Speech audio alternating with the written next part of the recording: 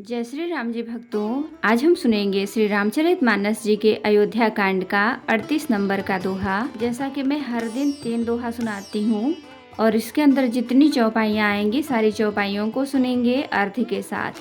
तो शुरू करते हैं, आप ध्यान से सुनिए। हम आरंभी हरि कथा, तुम निर्वाहन आए।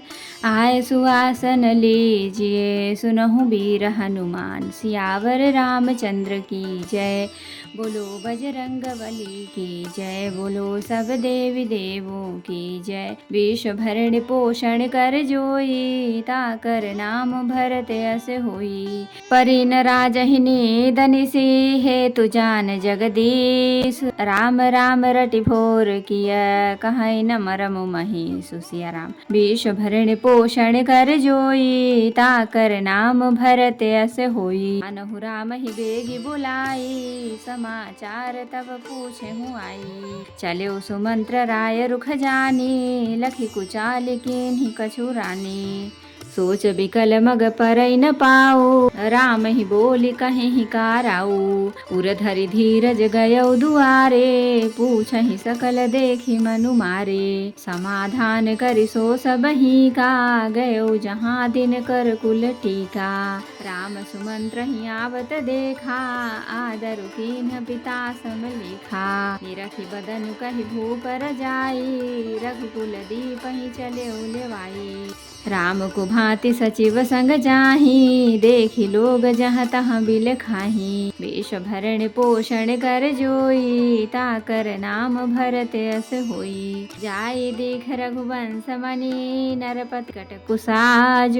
सहमी परौ लखि सिंघनिहि, मनहु वृद्ध गजराज। सिया राम। वेश भरण पोषण कर जोई, ताकर नाम भरत यस होई। सुख ही अधर जरई सब अंगु, मनहु दीन मनिहीन भुअंगु। सरुस समीप दीखी कैकेयी, मानहु मीच घरी गनि लेई। करुणामय मृदु राम स्वभाव, प्रथम दीख दुख सुनान काऊ। तदपि धीर धरि समय विचारी, पूछी मधुर बचन महतारी। मोहि कहु मातु तात दुख कारण, करिय जतन जहि होई निवारण। सुनहु राम सब कारण एहु, राजहि तुम पर बहुत स्नेहु। देन कहे नि मोहि दुई बरदाना, मांगेउ जो कछु मोहि सुहाना। सो सुन भयो भूप उर सोचू, छाड़ी न सकहि तुम्हार सकोचू। वेश भरण पोषण कर जोई, ताकर नाम भरत यस होई। सुत स्नेह इत बचन उत, संकट परौ नरेश। सकहु त आय सुधरहु सिर, मेटहु कठिन कलेश। सिया राम। वेश भरण पोषण कर जोई, ताकर नाम भरत यस होई। निधरक बैठी कहै कटुबानी, सुनत कठिनता अति अकुलानी। जीभ कमान बचन सर नाना, मनहु महीप मृदु लच्छ समाना। जनु कठोरपन धरे शरीरु, सिखै धनुष विद्या बर वीरु। सब प्रसंग रघुपति सुनाई, बैठी मनहु तनु धरि निठुराई। मन मुस्काई भानुकुल भानु, राम सहज आनंद निधानु। बोले बचन विगत सब दूषण, मृदु मंजुल जनु बाग विभूषण।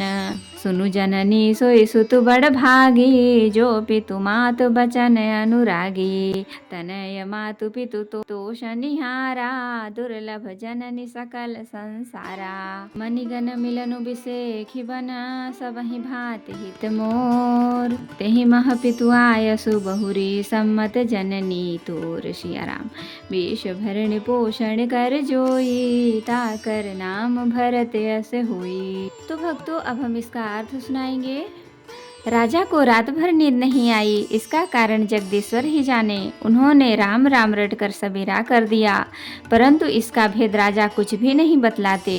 तुम जल्दी राम को बुला लाओ, तब आकर समाचार पूछना। राजा का रुख जानकर सुमंत्र जी चले, समझ गए कि रानी ने कुछ कुचाल की है। सुमंत्र सोच से व्याकुल हैं, रास्ते पर पैर नहीं पड़ता, आगे बढ़ा नहीं जाता। सोचते हैं राम जी को बुलाकर राजा क्या कहेंगे। किसी तरह हृदय में धीरज धरकर वे द्वार पर गए। सब लोग उनको मन मारे उदास देखकर पूछने लगे। सब लोगों का समाधान करके किसी तरह समझा बुझाकर सुमंत्र वहां गए जहां सूर्य कुल के तिलक श्री रामचंद्र जी थे। श्री रामचंद्र जी ने सुमंत्र जी को आते देखा तो पिता के समान समझकर उनका आदर किया। श्री रामचंद्र जी के मुख को देखकर और राजा की आज्ञा सुनकर वे रघुकुल के दीपक श्री रामचंद्र जी को अपने साथ लिवा चले। श्री रामचंद्र जी मंत्री के साथ बुरी तरह से बिना किसी लवाज में के जा रहे हैं। यह देखकर लोग जहाँ तहाँ विषाद कर रहे हैं। रघुवंश मणि श्री रामचंद्र जी ने जाकर देखा कि राजा अत्यंत ही बुरी हालत में पड़े हैं, मानो सिंहनी को देखकर कोई बूढ़ा गजराज सहम कर गिर पड़ा हो। राजा के ओठ सूख रहे हैं और सारा शरीर जल रहा है, मानो मणि के बिना सांप दुखी हो रहा हो। पास ही क्रोध से भरी कैकेयी को देखा, मानो साक्षात मृत्यु ही बैठी राजा के जीवन की अंतिम घड़ियां गिन रही हो। श्री रामचंद्र जी का स्वभाव कोमल और करुणामय है। उन्होंने अपने जीवन में पहली बार यह दुख देखा। इससे पहले कभी उन्होंने दुख सुना भी न था। तो भी समय का विचार करके हृदय में धीरज धरकर उन्होंने मीठे वचनों से माता कैकेयी से पूछा, हे माता, मुझे पिताजी के दुख का कारण कहो ताकि जिससे उसका निवारण हो, दुख दूर हो, वह यत्न किया जाए। कैकेयी ने कहा, हे राम सुनो, सारा कारण यही है कि राजा का तुम पर बहुत स्नेह है। उन्होंने मुझे 2 वरदान देने को कहा था। मुझे जो कुछ अच्छा लगा वही मैंने मांगा। उसे सुनकर राजा के हृदय में सोच हो गया, क्योंकि ये तुम्हारा संकोच नहीं छोड़ सकते।